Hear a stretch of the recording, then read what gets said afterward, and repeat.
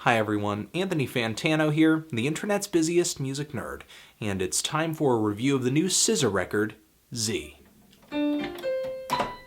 Cal, what do you think of SZA?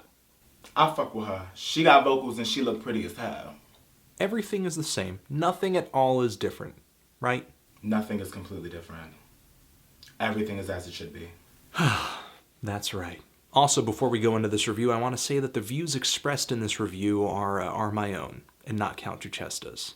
SZA, recent TDE signee, as well as a singer, songwriter. You might have heard her make a few vocal appearances lately on her own stuff, like the EPs that she's dropped, one that came out last year, as well as some appearances on the latest HIIIJACK project or on Schoolboy Q's latest LP. But personally, I wasn't really excited for whatever she was gonna come out with this year until I heard one of the lead tracks from it, Babylon, before a Kendrick Lamar feature was thrown on top of it, which is actually pretty unfortunate. I feel weird saying this, but the song was perfectly fine without Kendrick Lamar. And with how he dominates the track on this new version, it's almost like the track is a Kendrick Lamar song that SZA is merely just featured on. But the original version of this track was wonderful, atmospheric, it was sensual, it was a really pretty piece of reverbed and cavernous R&B and neo-soul. It was a track that seemed like it was as indebted to Badu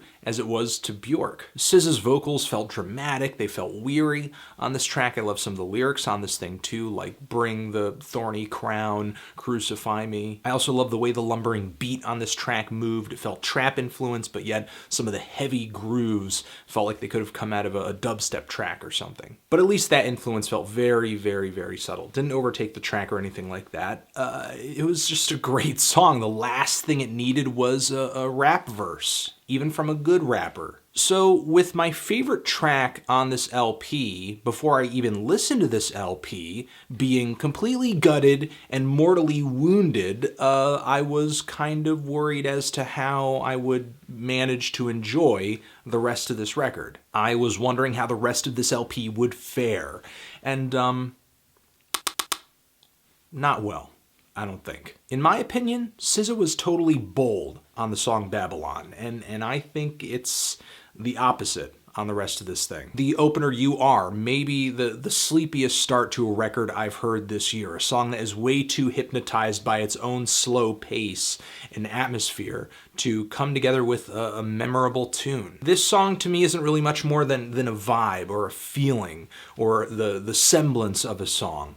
But I don't even really think it does a good job of holding its serene feelings, since the really heavy, rough, jutting bass line bouncing all over this track makes sure that doesn't happen. Then there's the song Child's Play, which uses a really stale old XXYYXX beat, which is good for him. But a lot of people have already heard this beat up until this point. Milo rapped on it a few years ago, and SZA doesn't even really make sure that this instrumental gets altered before it hops onto this record, just to give it kind of a new flair, or even structure it to the point where the song goes over well. I mean, SZA is singing in the middle of this track, and then all of a sudden Chance the Rapper's verse just starts without so much as an interlude or a break or an introduction. He just simply starts rapping over her as if she hadn't been singing the entire time. It's like he just steps on her verse. The only guest vocalist on this entire LP that actually complements what's going on in the song is HIIIJACK. And even though the track he appears on is off to kind of a shaky start,